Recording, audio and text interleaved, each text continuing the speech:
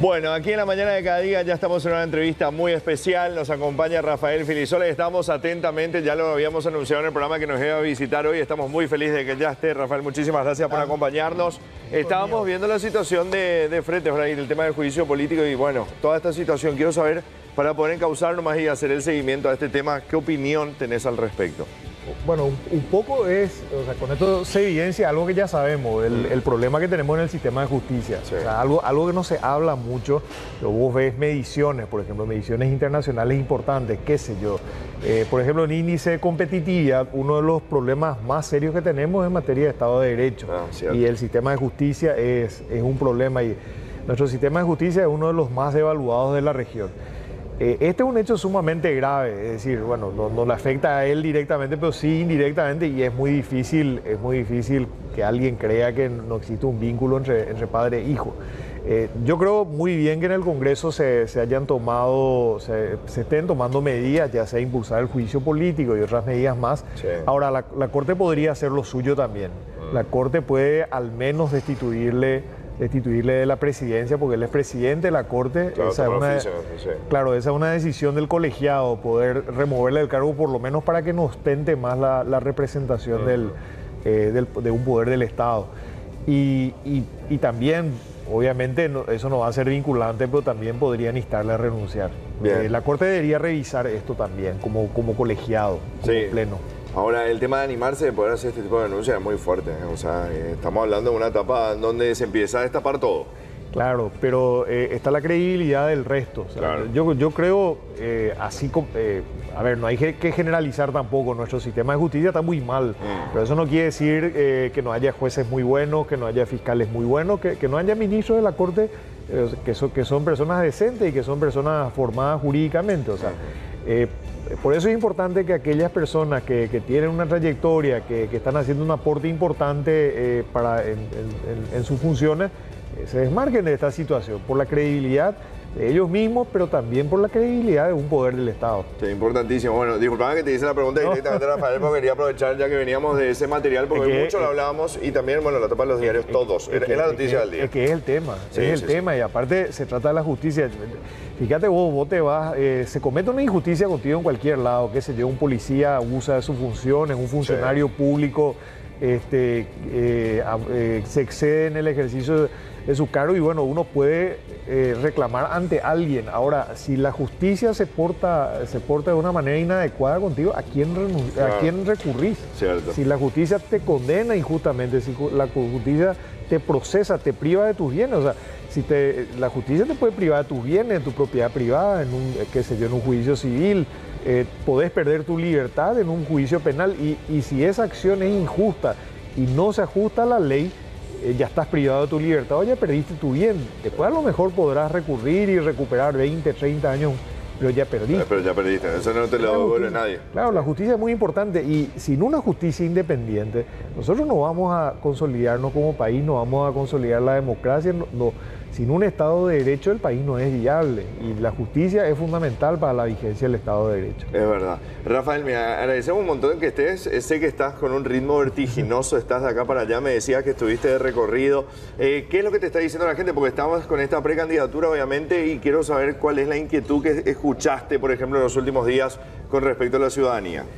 Bueno, en general hay mucho entusiasmo, mucha expectativa por el proceso electoral del año que viene. Sobre todo la gente es consciente que las elecciones del año que viene son muy importantes y también en general hay bastante coincidencia de que hemos pasado y estamos pasando por momentos muy difíciles. Los efectos de la pandemia, las dificultades económicas, todo lo que implicó la pandemia, pérdida de trabajo, pérdida de industrias, negocios que se cerraron, y gastos. Muchas familias se quedaron arruinadas por gastos en salud, por ejemplo, durante la pandemia. Entonces, eso le golpeó mucho a la población. Hay muchas necesidades y la gente sabe que el gobierno que viene va a tener que hacerse cargo de esas necesidades. Así que la gente está muy pendiente y la gente habla de sus expectativas. Sobre todo pero en este momento la gente está muy centrada a ver en quién va a ser el candidato de la Concertación, quién va a ser el candidato de quién va a ser el candidato del Partido Colorado, que van a ser las candidaturas que van a definir estas elecciones. Pero también la gente como que demanda soluciones, o sea, te preguntan, te desafían a que no solamente vayas con un discurso, que no solamente vayas a pedir el voto, sino que vayas con propuestas, con ideas. Y con un compromiso pleno, ¿verdad? Para escuchar, con un compromiso, eso. Sí. Estamos en unas elecciones que ya están a la vuelta de la esquina, evidentemente, y que dentro de la senaduría se toman decisiones pero muy importantes. ¿Cuáles serían tus ejes dentro de lo que es el partido del PDP, de lo que va a ser ya en función, para que la gente pueda conocer aprovechando esta entrevista?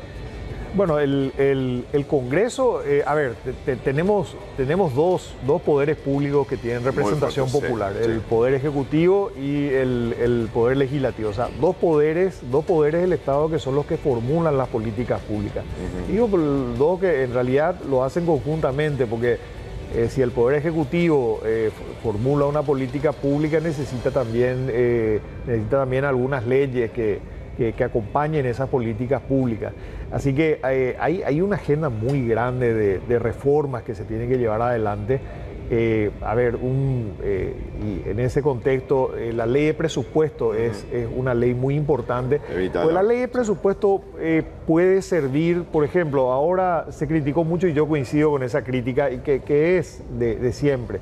Se quedan un montón de cargos públicos, por ejemplo. Eso beneficia a la burocracia, beneficia a una élite. Pero es una devolución de favor al final. Y también en época electoral es para darle lugar a los amigos, a los operadores políticos, y eso no está bien. El presupuesto tiene que ser un factor de desarrollo. El presupuesto tiene que estar priorizado, orientado a priorizar el gasto, la inversión en salud, la inversión en educación, en lo social en general. Tiene que generar las condiciones para que, el pequeño productor tenga asistencia técnica, asistencia crediticia, para que los emprendedores tengan eso. Pero después hay una serie de reformas. Fíjate que tenemos que pagar una deuda inmensa. Hace 10 años Paraguay no tenía deuda. Hoy tiene una deuda que representa gran parte de su Producto Interno Bruto. Nos estamos dando cuenta que es una deuda, no es solamente difícil de pagar el capital, es difícil de pagar el interés anual. O sea, pesa mucho. Así que vamos a tener que hacer toda una reingeniería y vamos a tener que hacer que el Estado sea mucho más eficiente, que gaste menos y que gaste mejor. De una manera eficiente. Así mismo. Y por ejemplo, hay leyes como por ejemplo, está la ley de la reforma de la función pública, por ejemplo, está que es sumamente importante porque se trata del marco regulatorio de cómo trabaja todo el funcionariado público. Tenemos que reestructurar la misma organización del Poder Ejecutivo, de las distintas instancias, para que el gasto sea más rápido. Fíjate, hoy hay varias instituciones que de repente se dedican a lo mismo. Eso no tiene sentido, se duplican funciones. Además, eso es ineficiente, muchas veces se entra en contradicciones. Y después hay funcionarios que no cumplen funciones. También, ese es otro punto. Ahora es la oportunidad, Rafael, o sea, ahora es la oportunidad que la gente vaya, participe, vote. Claro. Va a ser más visible todo más que nunca, o sea, más que nunca uno va a poder conocer a todos los candidatos, así que es una linda oportunidad. Y te quiero dejar la cámara, Rafael, para que le puedas hablar directamente al público, al país, a que la gente participe por sobre todas las cosas, ahora que vaya a votar, de que se sienta parte de estas próximas elecciones. Sí, en abril del año que viene tenemos que elegir un buen gobierno, es decir, un buen presidente, buen vicepresidente, pero tenemos que elegir también un buen Congreso. Es fundamental, en el Congreso está la representación, están quienes llevan nuestra voz.